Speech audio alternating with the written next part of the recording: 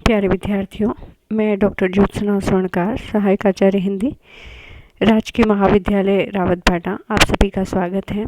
आज हम गणानन की काव्य कला के बारे में पढ़ेंगे। गणानन रीतिकाल की एक प्रसिद्ध कवि माने जाते हैं। रीतिकालीन काव्यधारा में जो 3 काव्यधाराएं मानी गई हैं, रीतिबद्ध, रीतिमुक्त और रीतिसिद्ध। इनमें रीतिमुक्त काव्यधारा के ये शिखर पुरुष माने जाते हैं। रीतिमुक्त काव्यधारा में वे कवि माने गए हैं जिन्होंने अपनी हृदय की स्वतंत्र वृत्तियों के आधार पर काव्य रचना की है। रीतिकाल के अधिकांश कवियों ने अपने आश्रयदाताओं को खुश करने के लिए, उनके वीरता का वर्णन करने के लिए काव्य रचना की है, लेकिन रीतिमुक्त काव्यधारा के कवियों ने अपनी अनुभूति को आधार बनाकर अपने काव्य का निर्माण किया। गणानन भी एक ऐसे ही कवि हैं।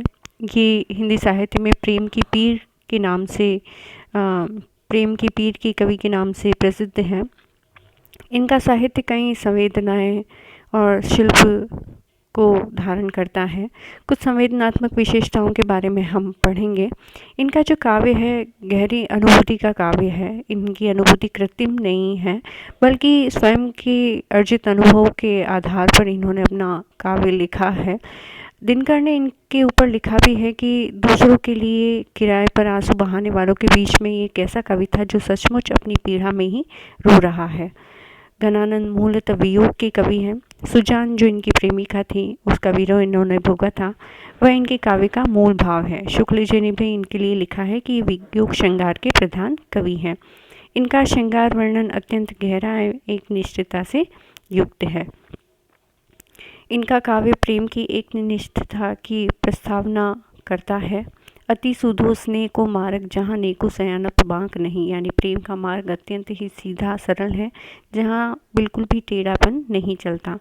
इनका लौकिक प्रेम वर्णन अंत में अलौकिक रूप प्राप्त कर लेता है। सुजान के प्रति जो लौकिक प्रेम व्यक्त किया था, वह अंत तक जाते जाते राधा कृष्ण के प्रति अलौकिक स्तर पर व्यक्त होने लगा।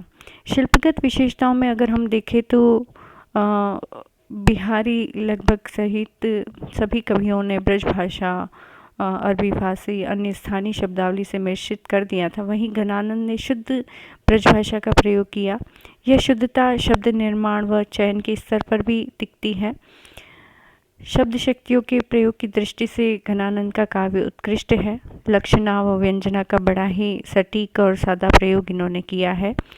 इस प्रकार मुहावरे और लोकोक्तियों का प्रयोग भी दृष्टव्य है।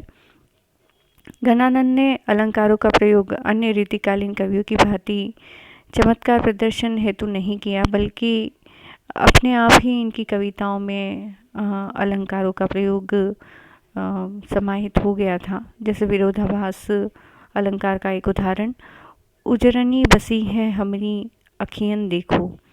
श्लेष अलंकार, तुम कौन धो पाटी पढ़े हो लला, मन ले हूँ दे हूँ छटाक नहीं।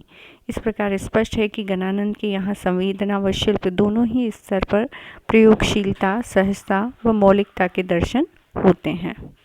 धन्यवाद।